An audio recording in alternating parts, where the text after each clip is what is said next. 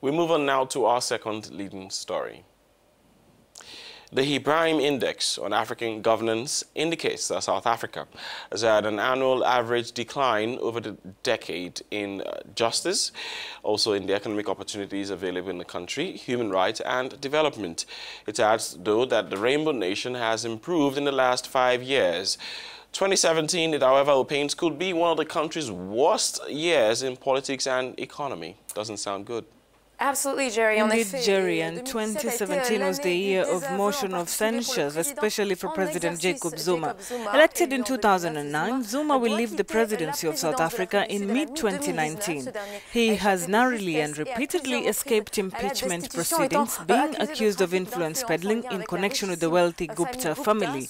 His successor to head the ruling ANC party, trade unionist Cyril Ramaphosa, promised to commit himself firmly to the fight against corruption in the country.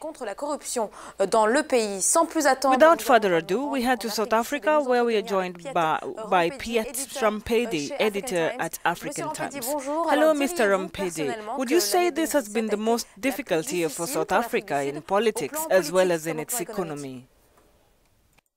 Look, without any doubt, this has been a very difficult year for South Africa. You'd recall that when democracy was ushered in 1994, we had a very promising image in the international community, whether you're talking from Nelson Mandela taking over to our country's human rights record, our political development, a booming economy, and also a leading role in the international community. This year has definitely been very difficult. You had our problems with the economy. We've been downgraded to junk status for the first time in as many decades. And on the political front, you have seen the turmoil within the ruling party, the ANC, with some people within the ANC trying to force President Jacob Zuma to step down with the help of the opposition parties. We've always been a stable democracy, enjoying economic success, even though there was the global economic crunch in 2008. We are not as affected as many developing countries, but this has really been a very tough year for us. And coming back to the case of Jacob Zuma, the president has repeatedly been the subject of motion of censures and even narrowly escaping impeachment proceedings.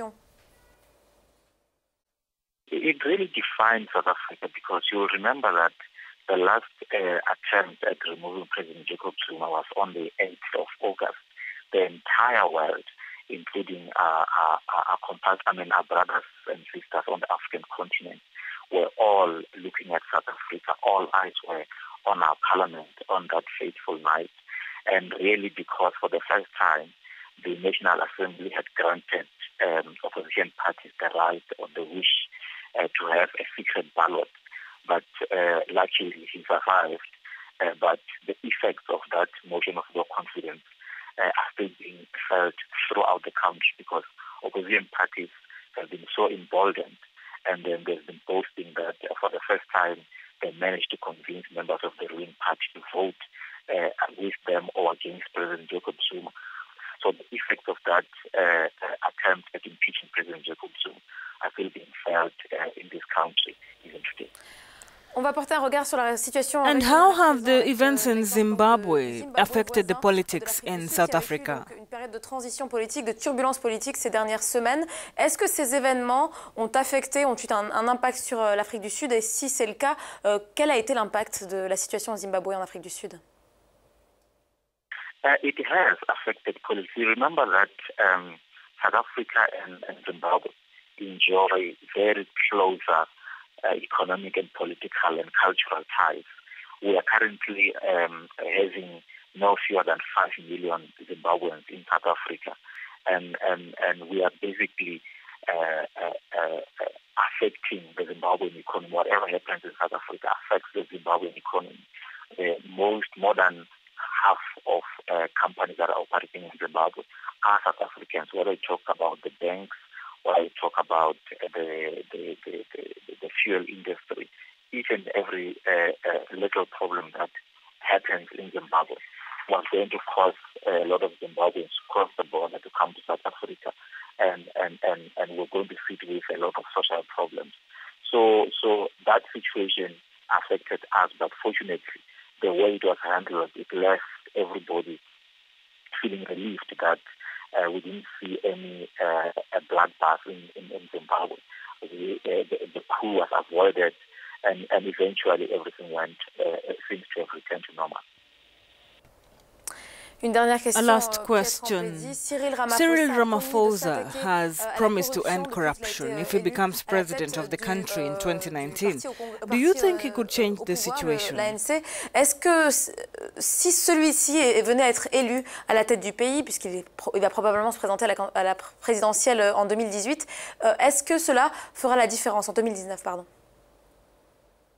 I think he can, but it won't be easy for him because the last ANC conference which elected him president, he didn't win. His faction or his slate was not unanimously voted into power.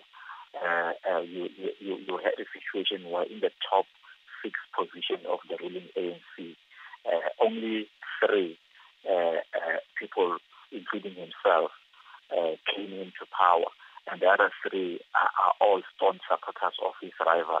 It's not impossible for him to win over some of these people over a period of time, but it won't be as simpler or easier as it would have been had he won with his slate and also packed the National Executive Committee with his members, which would have given him more power than he has currently.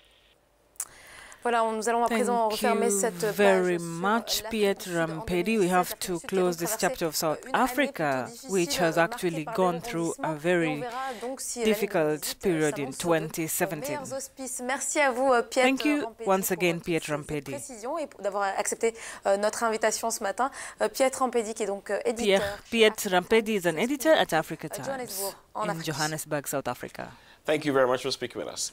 And you are watching The Morning Call right here on African News. Don't forget that all of the stories that we are bringing to you can be seen on our website. www.africanews.com is where to go.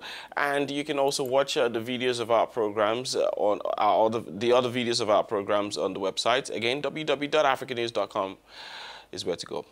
We're on Twitter at African News and at African News FR in French. Tweet at us and give us your reactions to the stories that we are bringing to you.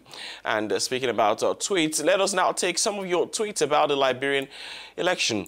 James tweets, says, seems like George Weah is our man. Unofficial results show a complete blowout.